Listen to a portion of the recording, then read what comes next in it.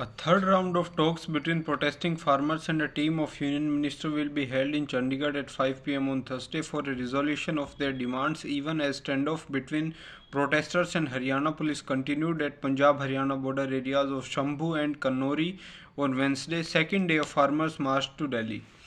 The centre, to be represented by Ministers Arjun Munda, Piyush Goyal and Nityanand Rai, may offer to set up a new committee to discuss all pending issues, including a legal guarantee for procurement of crops at MSP. But agitators threatened to use force to break barricades erected in Haryana and march toward Delhi after the meeting if government did not agree to their demands. On Wednesday, Haryana cops continued to use tear gas to prevent protesters from crossing over. The latter, though, appeared better prepared, using water sprinklers and heavy-duty fans to blow smoke in direction of police and flying kites using Chinese manja to tackle tear gas dropping drones. Union Ministers Dharmendra Pradhan, Bhupendra Yadav, Mansukh Bhai Mandaviya and Purushottam Rupala and Rajiv Chandrasekhar were not re-nominated to Rajya Sabha on Wednesday, intensifying speculation about them, along with BJP's chief spokesperson Anil Baluni being asked to contest the soon-to-be-announced Lok Sabha polls. The union ministers were conspicuous omissions from BJP's list released on the eve of the last day of filing papers, which has Jagat Prakash Nadda, Union Communication Minister Ashwini Vaishnav, fresh import from Congress Ashok Chavan and Junior INB Minister L. Murugan. BJP sources said Education Minister Pradhan may contest Lok Sabha polls from Sambhalpur in Odisha. Congress leader Sonia Gandhi filed her nomination for Rajya Sabha polls from Rajasthan on Wednesday, sounding disengagement from direct elections and the start of a new inning in her parliamentary journey over 5 terms in Lok Sabha, as Congress came together to remember her contributions and laud her as a party icon. Sonia reached Rajasthan Assembly accompanied by Rahul and Priyanka Gandhi Vadra and flanked by former CM Ashok Gehlot, AICC General Secretaries KC Venugopal and Sachin Pilot, State President Govind Dotasara and Legislature Party Leader Tilakram Juli. Before filing her nomination in 4 sets, she met MLAs in the opposition lobby. The national capital was the most polluted in the country among 254 cities in January this year, according to an analysis by Center for Research on Energy and Clean Air. The average PM 2.5 concentration was 206 micrograms per cubic meter and surpassed the national ambient air quality standards each day of the month. Bhagalpur in Bihar was close behind Delhi. The Delhi NAAQS was of PM 2.5 is 60 micrograms per cubic meter, while WHO's daily safe limit is 15 micrograms per cubic meter.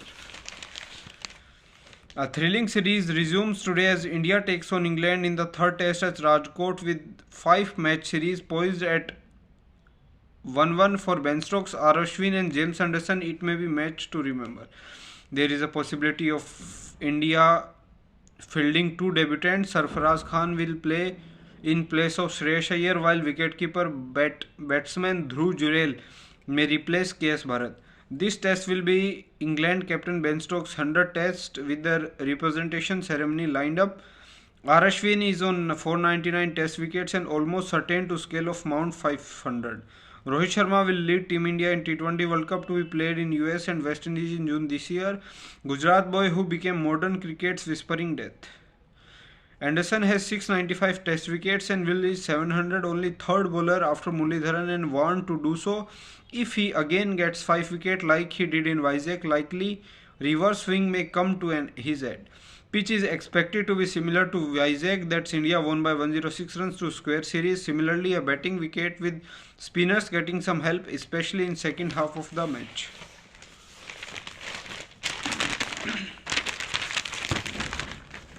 UAE has written a golden chapter in human history. A beautiful temple is being inaugurated here, PM Modi said Wednesday as he showered praise on the ruler of the country for his push for inclusivity, leading to construction of a first ever temple in Abu Dhabi.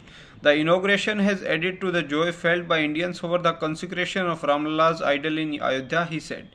Recalling President Mohammed bin Zayed Al Nahyan's role in facilitating construction of BAPS, temple, largest in West Asia. Modi said, right from the day in 2015 when I mentioned the desire of people to have a temple, he cooperated all along, allotting as much land as we needed to fulfill aspirations of crores of Indians.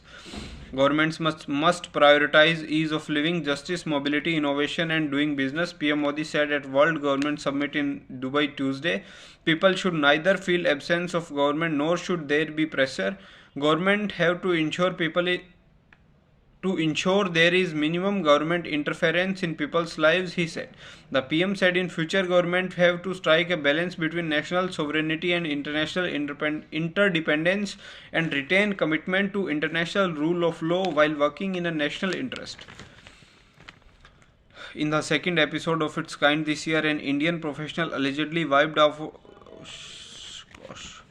Enforcement Directorate has asked Delhi CM Arvind Kejriwal to join investigation at its headquarters here in alleged excise policy scam and money laundering case on February 19, 2 days after AAP's convener has to appear before a court to explain why he has not headed earlier calling for the agency. This is the sixth summon to Kejriwal since November last year. ED sources have maintained that Kejriwal's questioning is crucial to the going investigation in case whether his AAP and senior party colleagues have been accused to taking bribes of rupees 100 crore from a liquor cartel controlled by South Group. Two of his close colleagues, former Deputy CM Manish Sisodia and Rajya Sabha MP Sanjay Singh and his, are in judicial custody for allegedly taking bribes. It was Lonely Remembrance Day for the family of Ashwin Kachi in Jabalpur village of the 5th anniversary of the Pakistan-backed terror attack in which he and 39 of his CRPF colleagues were killed. Barring security personnel, no one showed up Wednesday to meet Kachi's family in Khudelwal village, barely an hour's drive from Jabalpur. While the many promises made by Madhya Pradesh government remain such just promises, the family built a statue as they were tired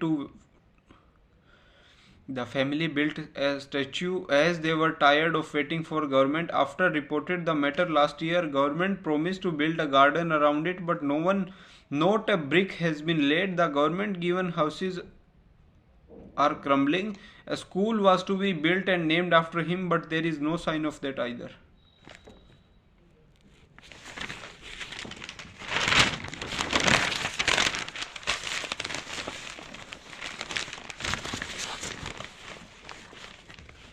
Lieutenant Governor V.K. Saxena along with Chief Minister Arvind Kejriwal and Transport Minister Kailash Gehlot launched 350 electric buses on Wednesday. This addition brings the total number of electric buses in the DTC fleet to be 1650. The lower floor buses equipped with GPS, CCTV, panic buttons and other facilities for passenger safety will operate on routes from Sukhdev Vihar, Rohini sector, this depot to Buradi Bus Depot 1. These buses will contribute in a huge way in combating pollution, Saxena said. I am hopeful that we will be able to stop the pollution with these steps. Kejriwal said that the addition of 350 vehicles, Delhi has achieved the distinction of being the first city in the country to operate such a large fleet of electric buses. Gehlot said that with the latest addition, the tally of electric buses in Delhi is at 1650, making Delhi the state with the highest number of e-buses in the country and the third globally. Kejriwal said previously Delhi's roads had blue line buses running on diesel and petrol. Then CNG buses were introduced and now electric buses are being introduced. Our effort is to gradually replace CNG buses with electric. Among the vehicles, 300 have been included in DIMTS while 50 are in the DTC fleet. Depots have been built in Rohini sector, this Buradi to operate the DIMTS buses while DTC buses will be operated from Sukhdev Vihar, Gehlot said. Among the routes on which the bus would be deployed are ISBT Kashmiri Gate to Mehroli, ISBT Kashmiri Gate to Ladosarai, Sultanpuri Terminal to IGI Terminal 2, route this and this. The electrification of more than 60 bus depots is on to accommodate over 8,000 e-buses by 25. Currently 16 depots are fully electrical, including 3 new ones. The Kejriwal government is investing over rupees 1500 crore in the electrification of depots and has planned for a sustainable and green future, Gehlot said.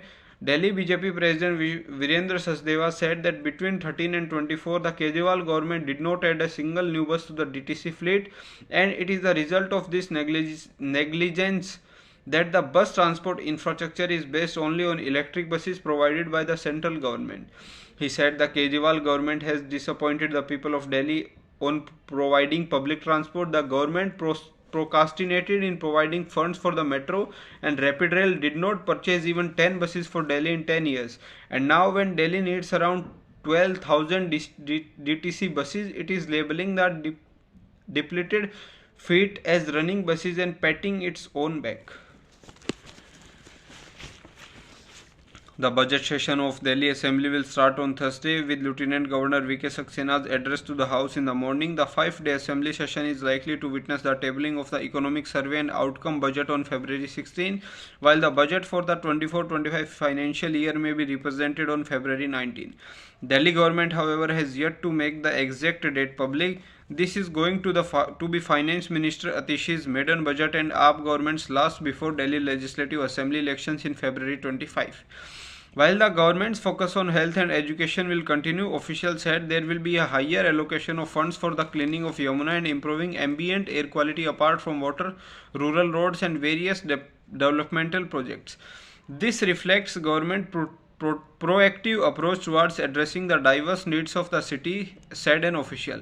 Delhi government presented rupees 78,000 crore budget in 23-24 and 21,000 crore were set aside for improving the city's infrastructure. Officials said the budget outlay for the next financial year was likely to be over rupees 80,000 crore. Government has implemented the Business Blaster program, which is currently available for classes 11 and 12 for state-run schools, for final year students in colleges as well. It aims to encourage and support 15,000 startups by 2030 and generate new avenues of employment, officials said. Delhi BJP, however, ruled that the budget session would not have the question hour. Even in previous assembly sessions, the members have been consistently deprived of their constitutional right to ask questions. Kejriwal government is running the assembly in a dictatorial and undemocratic manner, leader of opposition Ramveer Singh Bidhuri had alleged on Tuesday.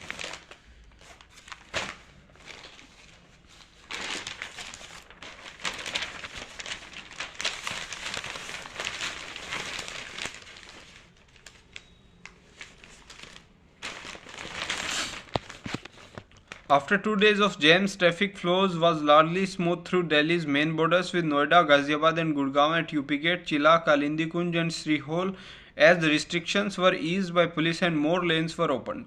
On Monday and Tuesday, the string curbs that were imposed even as the protesting groups of farmers were not, however, near Delhi, annoyed commuters as long delays on roads through schedules haywire. While NH9 at UP Gate continued to remain closed for traffic for the third day, forcing officials and other commuters to take detours via Khoda Colony, this and this. The fortification at Singhu border were reinforced on Wednesday with the authorities completely sealing the passages, while on Tuesday a passage has not been kept open for ambulances. On Wednesday, even this was closed to prevent farmers from breaking through the fortified border. The road at Singhu, the gateway to Punjab and Haryana, was sealed with boulders and concrete and the additional tier of metal barricades. The signboard saying "Welcome to Delhi" on NH44 was taken down, apparently because police thinks boards like these will prove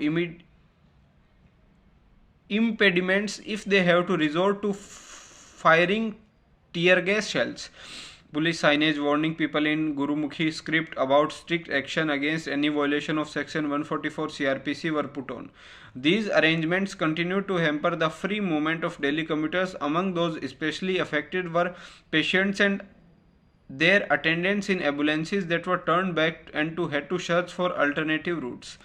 An ambulance operator told that the patient was critical and needed immediate medical attention due to acute kidney failure and acute respiratory distress syndrome. "We were shocked to be turned back at Singhu border. Police suggested we take some other route to reach Delhi, one of which passed through Kondli village. However, the detour meant reaching AIIMS took an additional hour and a half. Even there, we were asked to approach Gangaram Hospital. Luckily, the patient survived the long journey because the ambulance was equipped with a ventilator and syringe pump, but we could not help seeing whether the patient was breathing or not."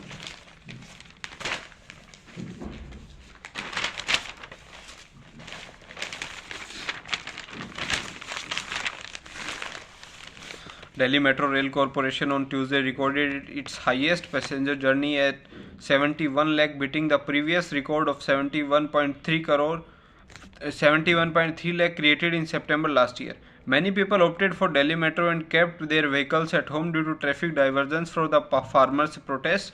In contrast, 70 lakh passengers journeys were recorded on Monday in comparison to September 4, when the previous record of 71 lakh passenger journeys was created. DMRC registered an additional 60,000 passenger journey on Tuesday. DMRC defines passenger journey as a number of metro lines used by a passenger to complete his or her journey. However, ridership data includes total tickets sold and metro cards used by commuters to exit a station. Delhi Metro used to calculate passenger ridership till 2018, but it started coming up with passenger journey from 19. Anuj Dayal, Principal Executive Director, Corporate Communications, DMRC, said DMRC registered its highest passenger journeys on February 13, with 71.09 lakh journeys being performed on the network. This faith shown by the passengers makes DMRC a major mass transit backbone of NCR. Delhi Metro is continuously working towards further improving the overall commuting experience of the passengers and would like to thank the passengers for their patronage and support. Delhi Metro is an environment-friendly system. When more passengers prefer the metro over the private vehicles, there is a reduction in vehicular emissions, which helps in improving the air quality of the city and its peripheries, added Dayal. Many commuters said they closed the metro to avoid the chaos on road due to the farmers' protests. Ankita, who resides in Delhi, Noida, said, I usually take a cab to reach my office at Mandi House. However, since I wanted to avoid traffic jams, I have been taking the metro since Tuesday to ensure that I reach the office on time. Another commuter said since there is a traffic divergence in place due to farmers' protests, he has been opting for the metro, which is comfortable and safe public transport.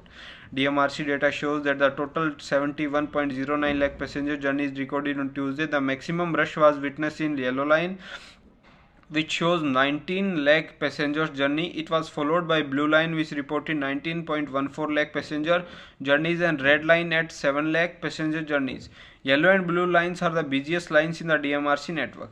In 23, DMRC has recorded this number of passenger journeys, making it the highest ever passenger trip recorded in a year.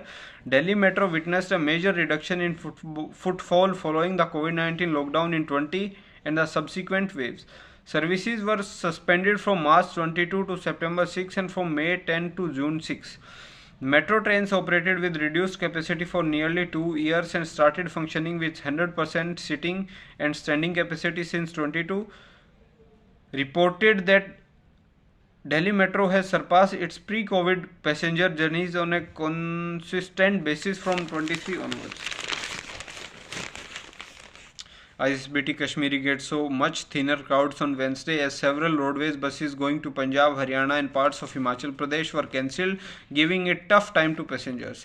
Bus services from other states have been disrupted for past 2 days due to several diversions and roadblocks put in place to stop farmers from entering Delhi, said a senior official. Serving a crucial transportation hub, ISBT facilitates bus services connecting Delhi with various states in North India. Over 1800 buses ply every day from the terminal to Jammu, Haryana, Himachal Pradesh, Uttarakhand, Punjab and UP. Of these, over 700 goes to Punjab and Haryana alone due to the proximity to Delhi and better road connectivity. Officials said nearly 70% of these were cancelled in the past 24 hours. Those who came to go to Punjab, Haryana and Himachal Pradesh had to wait a long hours or return, as operators suggested trains would be a better option. There were disruptions in bus services to Jammu too. While over 100 buses operate to Himachal route, usually the number has reduced by half in the past 2 days, and officials said, adding, on Tuesday the buses coming from Himachal Pradesh reached Delhi after 4 p.m. when they should have reached by noon. The worst affected were those going to Punjab and Haryana. A staff at ISBT said over 300 roadways buses to each of the two states daily, but now over 70% have been cancelled. The number are expected to decrease further. Drivers had to take several detours and some were asked to return. Even if the buses manage to leave Delhi, they are not able to return, the officials said. There used to over 350 buses for Haryana, but the number was down for just 50 on Wednesday, he added. For Himachal, the number of buses had reduced to 50 for the usual 120 services to UP and Uttarakhand, however, were not disturbed, the officials said. Mamta, who took a roadways bus from Hisar, said it took 9 hours to cover the distance. Usually, it does not take more than 4.5 hours. A bus conductor at the terminal said services for Ambala are mostly cancelled. We have come buses going to Chandigarh, but they are also going via Loni to Panchkula instead of Ambala. Shyam Shukla, who had to go to Kurukshetra, said, I have been waiting for 2 hours. They are now saying that no bus is going to Kurukshetra. Instead, there is a bus to Panipat. From there, I will have to arrange for some means of transport. On Tuesday, buses had to drop their passengers at the Shingu border. From there, they had to walk for over a kilometer with their baggage and arrange transport again. The Central Board of Secondary Education examinations for class 10th and 12th will start on Thursday, February 15, and students are instructed to reach their examination centers on or before 10 am. Due to the prevailing situation in Delhi, it is expected that there will be traffic-related problems which may cause delays in reaching the examination center. Therefore, all students are advised to leave their homes early so that they can reach the time as per the instruction issued by CBSE. An advisory released by CBSE on Wednesday stated, the board advised all students to use Delhi Metro service to reach the examination center. Only those students will be allowed entry who enter the examination center by 10 am. After this, no student will be allowed, the advisory added. 5 lakh students will appear for the board exams from 877 examination center in Delhi. All schools are requested to help and guide parents and students, the advisory added. CBSE has alerted the general public against certain unsurplus elements that may spread rumors on social media platforms about paper leaks.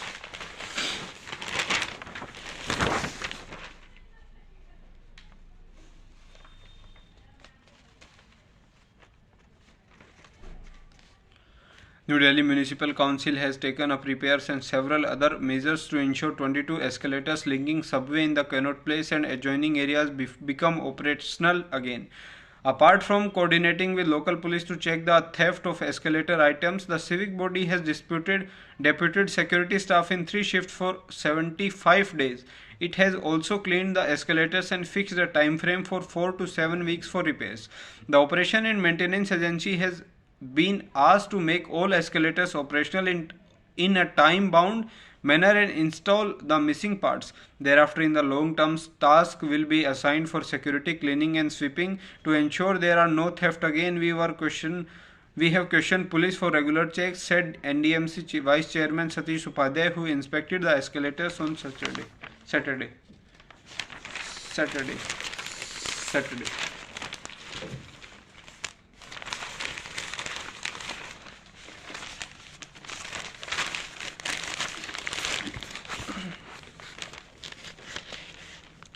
9 months after he approached the Supreme Court for bail in a case regarding to a larger conspiracy behind the 20 Delhi riots, former JNU student leader and accused Umar Khalid on Wednesday withdrew its petition, citing change in circumstances to approach the trial court to initiate fresh proceedings for bail. Delhi's air quality stayed in the very poor category for the 4th consecutive day on Wednesday. The AQI was 341 against 342 a day earlier. February 21 has recorded 9 very poor air quality days in a row. No such streak was seen in February 20 and 22. Meteorological parameters including calm wind conditions and fog have caused the accumulation of pollutants and no improvement is expected in the few days. An official said the calm wind conditions during the night and low wind speed in the daytime have hampered the dispersion of pollutants. Since no significant change in meteorological conditions is expected and local and regional sources of pollution remain high, the air quality is expected to stay in the very poor category for the next 2 days, an official said. Delhi Development Authority on Wednesday moved the High Court seeking to vacate a stay on taking any coercive action against the 100-year-old Shahi Masjid, a graveyard and a school in Dholakua. The DDA said this area was part of Central East, a protected forest where residential and commercial activities are prohibited. It informed the court that Delhi government's religious committee had approved the removal of the encroachments there. Delhi High Court has earlier ordered status quo at the site of the mosque, graveyard and the school while hearing a petition apprehending their demolition. Justice Sachin Datta issued a notice to the petitioner. The managing committee of the Shahi Masjid and Qabristan Kangla Shah, situated near the Kitchener Lake, Bagmochin, Dholakwa, this and this. During the hearing, the court also sought to know from DDA if the encroachment included the masjid and on what basis the authorities were planning to act.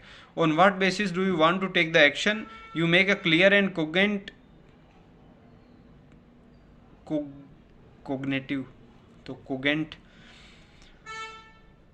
case. Give me the exact dimensions. What is that you want to remove and why? The judge asked DDA and asked its lawyer to answer before the matter is heard again on February 29. The court pointed out if the masjid is an extensive for so long, under what law you want to remove it. However, on the point to encroachment, the court made it clear that the sanctity of the ridge has been maintained and no one can be allowed to encroach upon a forest area.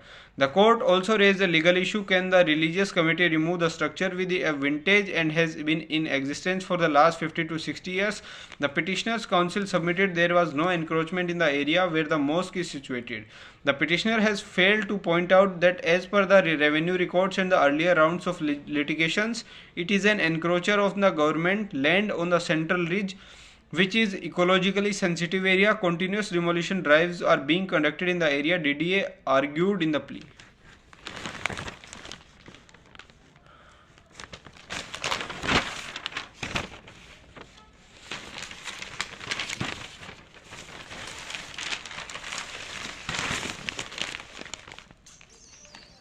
Tamil Nadu Assembly on Wednesday adopted a resolution urging the union government not to implement the One Nation, One Election policy. It adopted another resolution anonymously urging the centre not to carry out delimitation of constituencies based on the census post 26, even as CM M.K. Stalin called the policy dangerous, impractical and comical.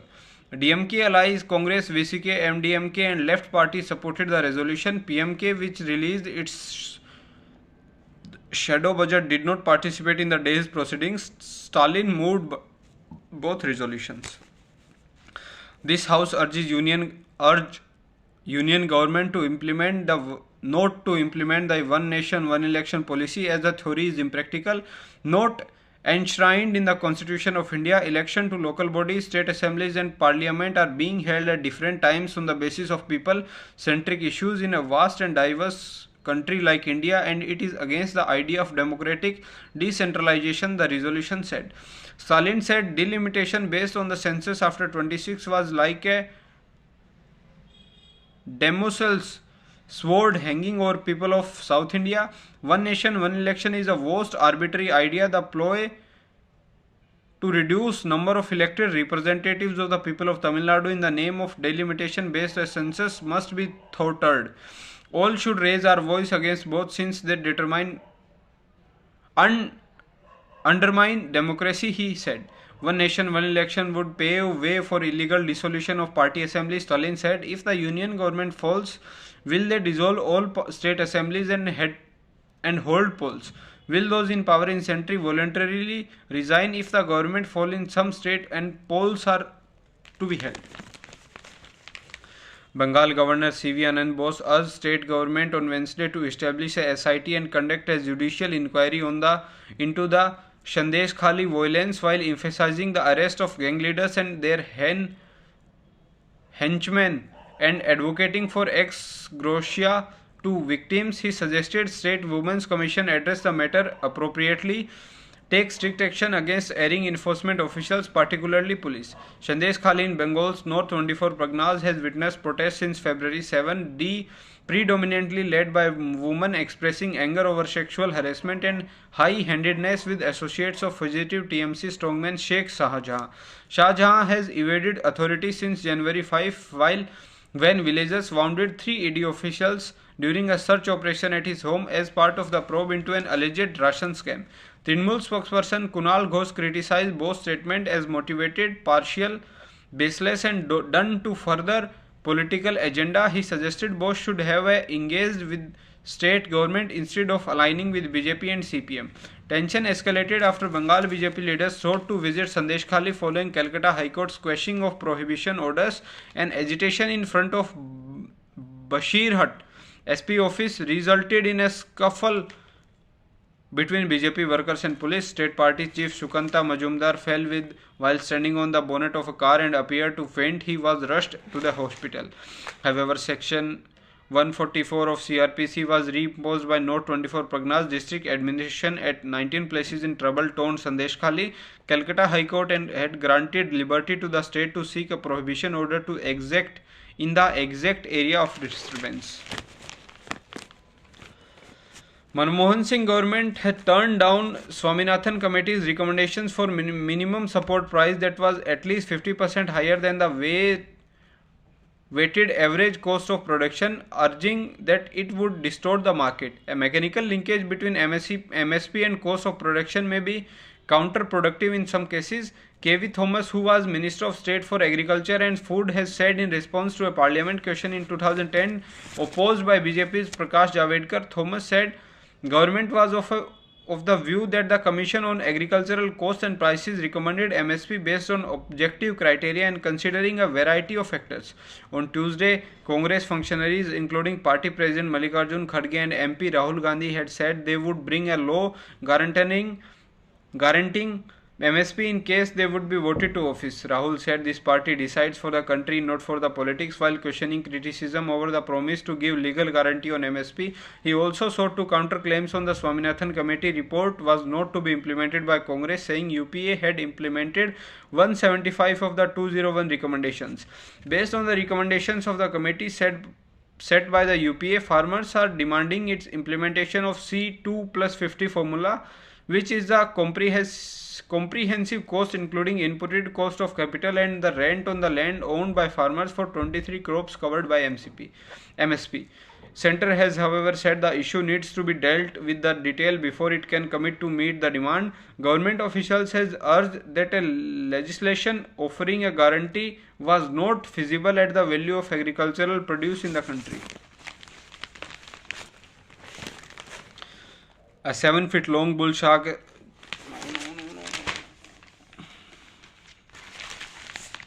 with protesting farmer group adamant on continuing their agitation unless their demands are met. The centre will hold a third round of meeting with the farmer leaders in Chandigarh on Thursday evening, when the government may offer to set up a new committee to discuss all pending issues, including discussion rounds the key demand of legal guarantee to procurement of crops at the minimum support price.